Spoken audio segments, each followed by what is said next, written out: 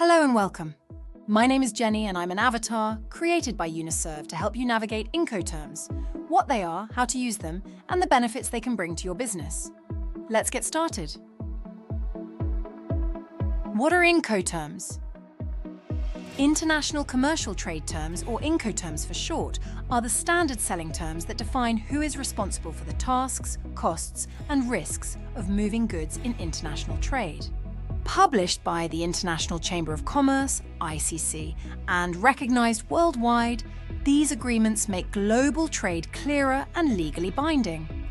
The ICC updates Incoterms every 10 years to ensure they remain aligned with modern international trade practices. The most recent update, released on January 1, 2020, introduced 11 unique terms.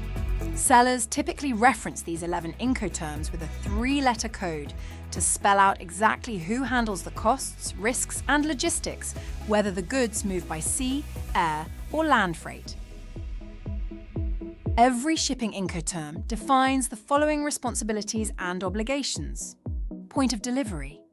This section outlines where the goods will be transferred from the seller to the buyer. The responsible party for transportation costs, the section defines which party will cover the freight costs. This component is often characterized as freight prepaid or freight collect. Export and import requirements. Each term defines whether the seller or buyer is responsible for covering the costs and facilitating the export and import of the cargo. The responsible party of freight insurance. In some Incoterms, freight insurance is a requirement. Each Incoterm will define who must pay for freight insurance. Let me provide a simplified explanation of each shipping Incoterm. Ex Works or Ex Warehouse. The seller packs and makes the goods available at their site. The buyer then takes responsibility for export, shipping, and import to the final destination. Free carrier. The seller delivers the cargo to a specified location in their country, often a terminal. The buyer then takes over, paying freight, handling import, and completing delivery. Export responsibility depends on the agreed location. Free alongside ship. The seller handles export until the goods are alongside the vessel, where risk transfers to the buyer. The buyer then loads, ships, and delivers the cargo to its final destination. Free. On board, the seller must manage the full export process of the cargo and load the products on the ship. Once loaded, responsibility shifts to the buyer, who pays freight costs and manages import to the final destination. Cost and freight. The seller transports the cargo to the buyer's port. Once it arrives, the buyer takes over, unloading, importing, and handling final delivery. Cost, insurance, and freight. The seller ships and insures the cargo to the buyer's port. Once it arrives, responsibility shifts to the buyer, who pays for unloading, import, and final delivery. CIF requires the seller to purchase freight insurance. Carriage paid to. The seller ships and unloads the cargo at the agreed delivery point. After unloading, the buyer handles import and transport to the final destination. Carriage and insurance paid. The seller ships and insures the cargo to the agreed terminal, covering costs until it is unloaded.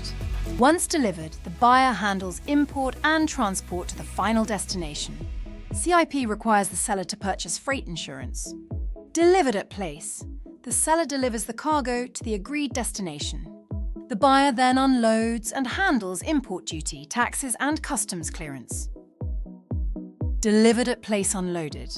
The seller delivers and unloads the cargo at the final destination. Responsibility shifts to the buyer, who handles import duties, taxes, and customs clearance. Delivered duty paid.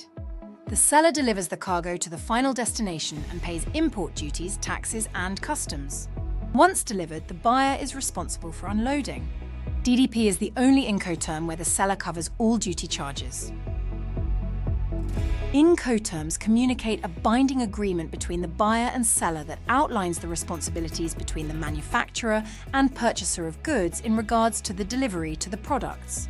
While it is not a requirement for sellers to quote an Incoterm when selling internationally, the advantage of doing so helps avoid confusion over roles and responsibilities between the two parties.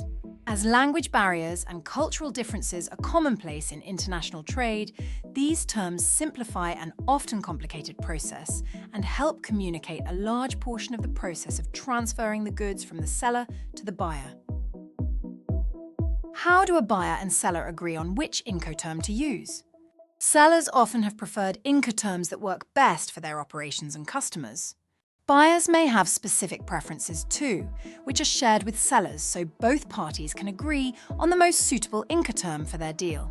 For Incoterms to be contractually valid, the terms should be listed on the purchase agreement, sales invoice, or sales contract. As these are contractual terms, buyers and sellers should avoid verbal communication to define the responsibility of each party when shipping products internationally. No special form is required to select an Incoterm. Simply include it alongside the product price as the agreed shipping term. Incoterms can change during an order process. For example, if a shipment originally planned for sea is rerouted by air due to delays, a different Incoterm may be needed. As some terms aren't valid for air transport, any changes should be communicated and documented like any other update to a purchase agreement. If you have any questions or queries, please contact the Uniserve team at inquiries@customsinsights.co.uk